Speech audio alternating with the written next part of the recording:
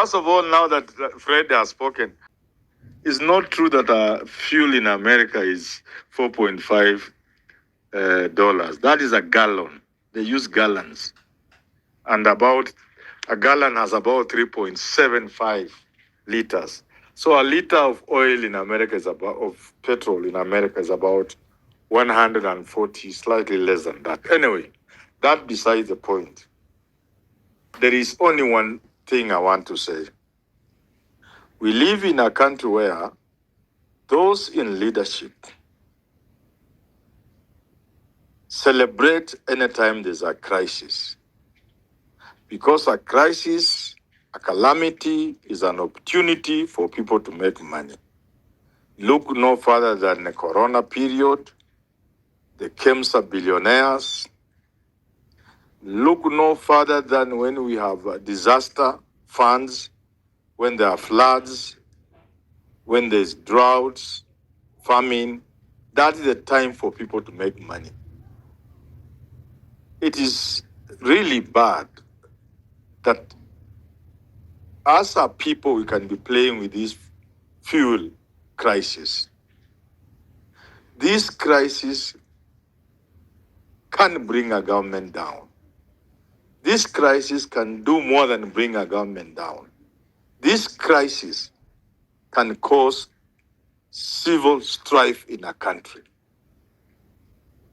What is more, we haven't seen the last of this problem. I spoke on this show and I said we should brace ourselves for higher fuel prices and the consequences.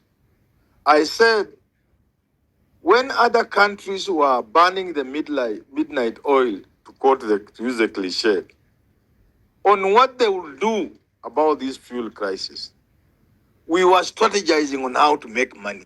Typical Kenyan problem. I want to urge those in power, those in position, this is not the time to see this as an opportunity to make money. Because this is dangerous. We don't know where this will end. The situation in the Gulf is not very good. It's not looking very good. If the bombs begin falling, if the missiles continue, if the drones resume, and you know what has happened in the past few hours, this thing could hit double where we are, and that could bring chaos in our country. Let's not celebrate it.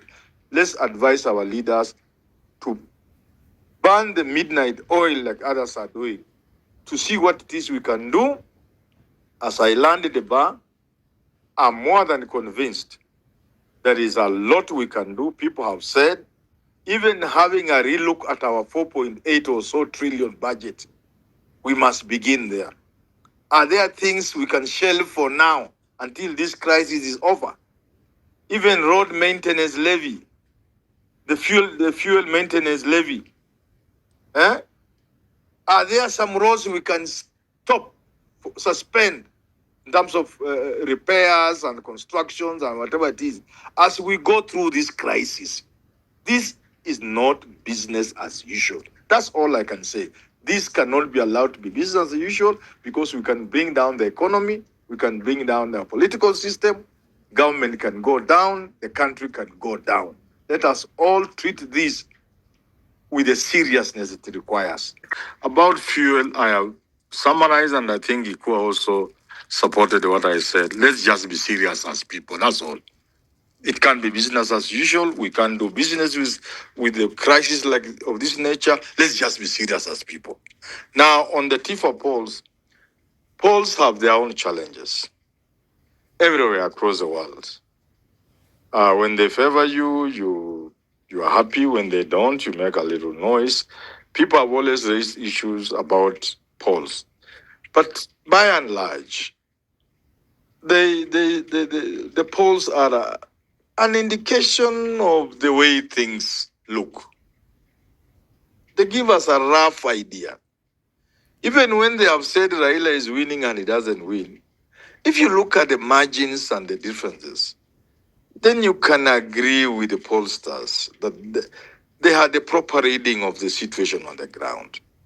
So while not saying that what the polls are saying is the reality, we can live with it, we can work with it. For some people, you can dismiss, others can live with it, others can put up with this, with it, others can accept. So having clarified that, when you look at these polls, they tell a story. The story most people are bringing forward is that if the opposition were to unite, then all those fragments of theirs put together, they beat William Ruto. Well, that is true. Maybe that's not true. I'll talk about it in a second. But they also tell a story that the incumbent, who is President William Ruto, shouldn't be celebrating. Any confidence should not go beyond the normal confidence of a contestant. Behind the scenes and the back office, he must engage the sort of gears that indicate he can see that there's something wrong in his camp. This speaks more to Ruto than any other person. That at 24%, something is amiss. For Sifuna, at 10% or thereabouts, a person who just come on the political scene is an entry. Is announcing his entry in the political scene. Is a person to be taken seriously. And even people like Babu who have not declared their interest to get 2%, that is also an indication. But what I say is this, even for the opposition, it is not true that all those fragments, all those pieces will be put together. No, it's not true. First of all, there's the challenge of whether they will unite, number one. Number two, the damage that unit brings. If you say it's Matiangi, how sure are you the Kalonzo people will be okay with it?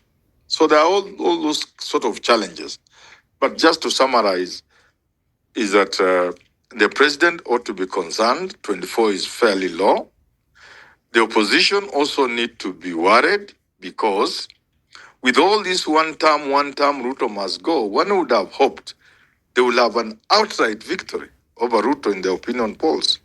So that's all I can say for now. No party should celebrate. Apart from the young politicians who are making an entry, nobody would have hoped that people who have not even declared can get 2%. Kinababu, Sifuna, who has been fighting this idea that he should be the presidential candidate, and he's just a new entrant at 10%. I think those are the ones who can celebrate. Kalonzo, Matiangi, Ruto, there is need to worry because those numbers are too low for comfort. Thank you.